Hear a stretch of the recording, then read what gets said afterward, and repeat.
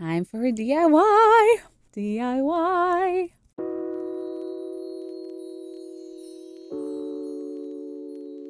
Hi everyone, my name is Tiffy. I hope you all are having a great day. I am super excited today because we are going to be doing a DIY on this channel.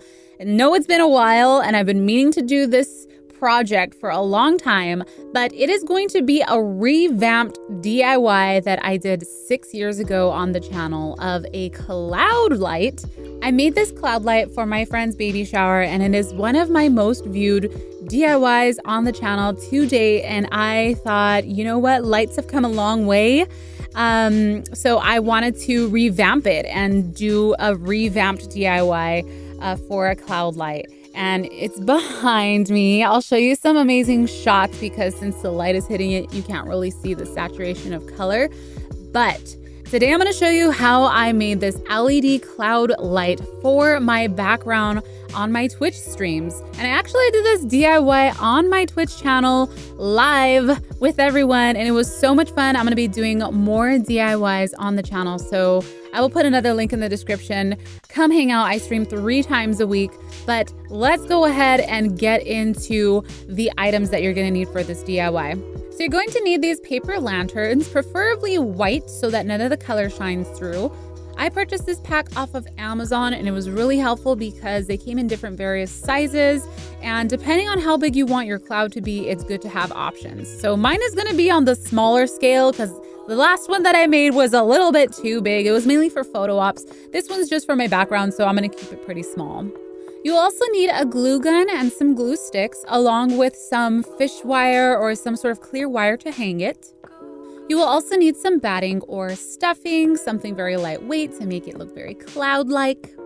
And last but not least, the lights. I will be using these LIFX LED light strips. I'm telling you guys, these lights are amazing. If you've been thinking about investing in color lights, or you have like a dull room that needs some color, I would really recommend these lights. There's an app that you can use to adjust it and change the colors of the lights so you can customize it. I'll go over all of the customization at the end of the video once we have our cloud fully done for you all. But just for an example, I have them in the back right here of this shelf. I love LIFX in our households. We love LIFX. So I would totally recommend them. For this project, I am using a 6-foot strip, but I did end up adding another 3 feet because I wanted the cloud to be brighter. And this really depends on the size of your cloud. Mine is pretty small, but I really wanted it to illuminate more. So the cool thing about LIFX is if you did use the wrong size, which I originally did, you can attach more lights onto the strip. How freaking cool is that? So obviously the light strips are the most expensive part of this project, but I think these lights are 100% worth it, and they're completely versatile. If you get tired of having a cloud, you can literally take them out of the cloud and use them for something else. So it's definitely an investment, but I believe that this product is worth it. If you want a recap of all of those items, I have a link in the description for you all. So let's go ahead and get on to the DIY. First things first, you're going to determine the size of the cloud that you want. Go ahead and open up some of those paper lanterns and place some of them together, kind of figuring out how big you want it. And then we're going to begin working on the skeleton of the cloud. So this isn't going to look as pretty, but don't worry, I promise it's going to look good in the end. So grab 2 different sizes of your paper lanterns, and we're just going to place some hot glue on the paper portion of the lantern. And these are really going to stick together easily, but remember to be very gentle and delicate with this because the paper lanterns do tear very easily. So you want to be, they're very fragile, just a heads up. So now that you have your basic shape of your cloud, everything is all dried and glued together, we're now going to add the lights. So there's a couple ways that you can do this. It really depends on your preference. You can place the lights inside and leave the sticky back on. So if you want, you can take the lights out and use them somewhere else with the sticky still on the back. And when you place the lights inside of the paper lantern, the lantern acts as a diffuser. So it really illuminates the whole paper lantern evenly, but I will say that it is not as vibrant. So if you are going for something that you want it to be more vibrant and bright, then you want to have the lights on the outside of the paper lantern. And this is what I decided to do for my project. is I began at the bottom and took off the paper so I can use the sticky back to put onto the paper lantern. So I began wrapping this around the paper lantern and quickly found that I was almost out of my 6 feet of lights. So since I have it in my background, I decided to only place it on the front of the cloud. If you want to create a cloud that needs to illuminate from all sides, then I would 100% recommend placing it on the inside because you'll get a more even illuminated cloud, if that makes sense. So for this particular project, I only placed it in the front because I wanted it to be really bright in the front. So I just kind of zigzagged it across the whole cloud, pressing it down on the paper so that the sticky, tacky part sticks on the paper. And just a little side note here that if you do attempt to take off the light from the paper, it might tear the paper. So I would recommend maybe not doing this if you are planning on reusing the lights, because then you can't really use the sticky backing of the lights. You can probably just use double-sided tape as an alternative rather than getting paper stuck to the back of that strip. Just a little note here. If you are placing your lights inside of the paper lantern, what you can do is grab an X-Acto knife or something sharp and cut little like holes and incisions into the smaller portions of the lanterns so that you can stick the lights through them so it goes throughout the whole cloud and all of the paper lanterns. Sorry, didn't mean to hit that. So once your lights are in place, you're ready to glue on the batting. And this is where the fun really begins. The cloud really starts to take shape. So I'm just grabbing small little portions of the cotton and kind of rolling them into like a little ball and placing some glue on the paper lantern and kind of just like patting the cotton onto the glue. You want to be very careful here because since the cotton is very thin and the paper is thin, you might burn yourself. So just be very mindful and very gentle when you're adhesing the cotton to the paper lantern.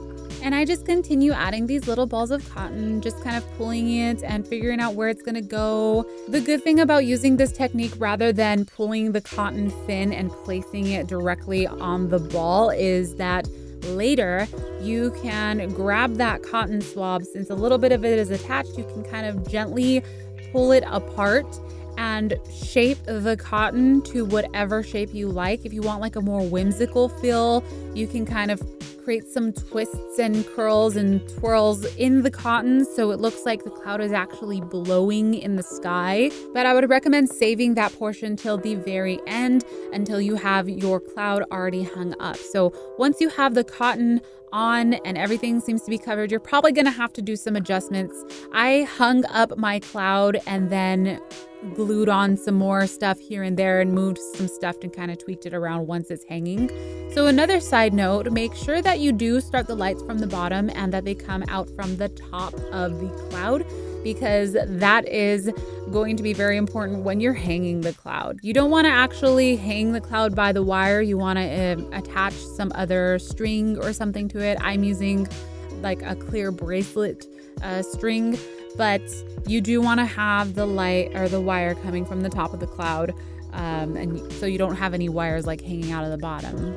So now that my cloud is all covered with batting, I'm going to hang it. And since it was pretty small, I didn't have to make any sort of extensions or anything crazy. I just got the fish wire, the clear wire. I attached it onto the hooks in the center of 2 lanterns, and then I just made a triangle and just tied it at the top and hung it from my ceiling. It's pretty easy, nothing too complicated. But once you have it hung up, now you can go ahead and do those minor adjustments, twisting and curling and turning the cotton and kind of playing with it and separating it a little bit.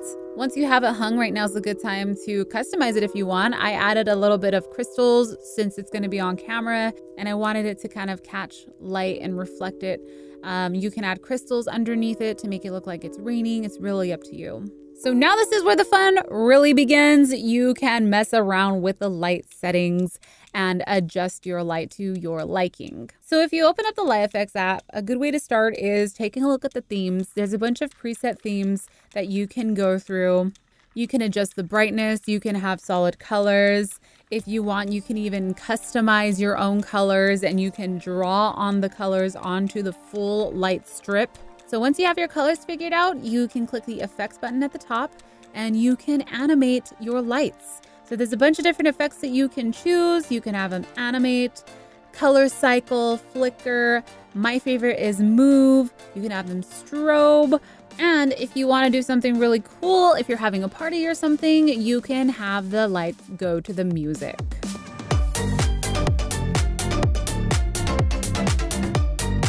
If you have different color presets that you like, you can create scenes. I have a bunch of different scenes here for my Twitch stream. You know, like when I get a new sub or a raid, the lights change color. You can get super creative with it and customize it to your liking, to your mood, whatever your little heart desires, which is a reason why I love LiveFX so much. This is not sponsored, by the way. I just really love the product. Please sponsor me. That would be great. So that completes our DIY. I thought it would be really fun to show a before and after photo or video from the first cloud that I made 6 years ago to the new and improved Neon Nimbus. I'm calling it the Neon Nimbus. I think it is absolutely magical. I hope you all found this tutorial helpful and enjoyed this video. If you did, please leave a like on the video. I would love to see your photos, so please tag me on my socials if you do decide to recreate this. I think it's just such a magical little addition to my room, and I can't wait to use it on my live streams. Check out some more DIYs right here. Subscribe if you aren't subscribed, and please be sure to hit the bell, turn on notifications so you get notified whenever I upload. Thank you all so much for watching, and I will see you all later. Bye!